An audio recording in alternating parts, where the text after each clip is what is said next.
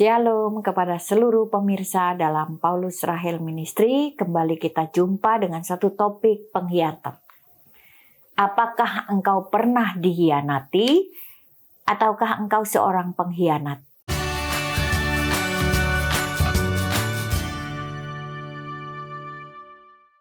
Amsal 11 ayat 3 mengatakan, orang yang jujur dipimpin oleh ketulusannya, tetapi pengkhianat dirusak oleh kecurangannya. Saudara, bagaimana rasanya bila kita dikhianati oleh orang yang sangat kita sayangi? Atau bagaimana rasanya ketika engkau merasa berdosa karena engkau mengkhianati orang yang engkau kasihi? Tidak ada orang yang suka dengan pengkhianatan. Kalaupun ada, dia berkhianat mungkin karena ingin mendapatkan keuntungan. Misalnya berkhianat supaya mendapatkan uang yang banyak.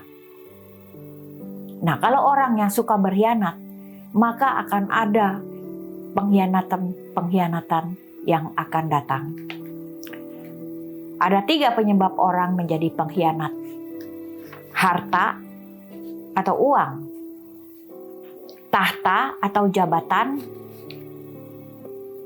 wanita atau pria. Yang pertama, penyebab orang berkhianat, harta atau uang. 1 Timotius 6 ayat 10, akar segala kejahatan adalah cinta uang. Yudas yang begitu dekat dengan Tuhan Yesus, bahkan rela menjual Yesus 30 keping perak uang. Dengan memberi tanda mencium pipi Yesus. Dan akhirnya gara-gara pengkhianatan Yudas, Yesus harus mati di kayu salib dan Yudas merasa sangat berdosa dan akhirnya dia pun bunuh diri. Jadi seorang pengkhianat hidupnya tidak ada dalam kedamaian. Karena apa? Ya karena tuntutan dia merasa berdosa. Berapa banyak aparat negara yang korupsi, ya? Dan akhirnya gara-gara korupsi keluarganya dipermalukan. Yang kedua, tahta dan jabatan. Banyak orang berkhianat karena tahta dan jabatan. Jadi dalam kondisi yang mungkin punya pangkat yang tinggi, dia menyalahgunakan wewenang. Kasus belum lama ini heboh dengan pangkat yang tinggi, ya, dia menyalahkan gunakan pangkat tersebut dengan apa? Dengan misalnya ada barang-barang narkoba yang seharusnya dimusnahkan lalu dia perjualbelikan, lalu dengan pangkat ya dia meloloskan sesuatu yang haram dan mengakibatkan kerugian daripada negara. Lalu yang ketiga, dia menjadi seorang pengkhianat karena wanita atau pria sudah berumah tangga dengan aman tentram, tiba-tiba terjadi perselingkuhan karena apa? Mungkin bertemu dengan sahabat lama, waktu reuni dan sebagainya, sehingga terjadi keretakan dalam rumah tangga. Lalu bagaimana kita menyikapinya? Yang pertama, firman Tuhan katakan orang dikhianati itu sakit. Sakitnya aku di sini, nggak enak sekali. Tapi firman Tuhan bilang, jangan membalas pengkhianatan dengan pengkhianatan. Roma 12 ayat 19. Saudara yang kekasih, jangan kamu sendiri menuntut pembalasan, tetapi berilah tempat kepada murka Allah. Sebab ada tertulis, pembalasan itu adalah hakku, akulah yang akan menuntut pembalasan, firman Tuhan. Jadi ketika kita dikhianati, jangan kita mengkhianati. Ketika suami selingkuh, lu bisa selingkuh, gue juga bisa selingkuh. Jangan begitu.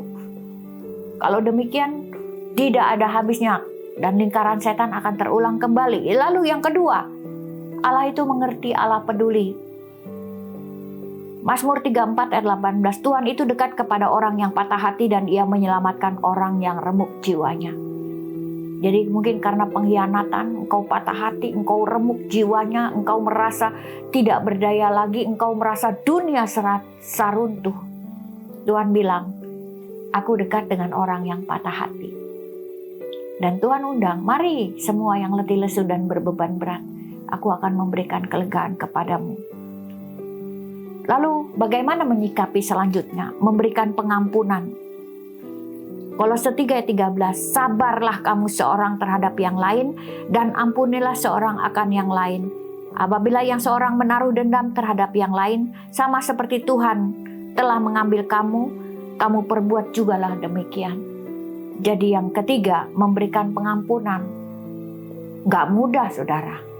Apalagi pengkhianatan itu dilakukan oleh orang yang selama ini dari hidup susah kita angkat menjadi orang sukses.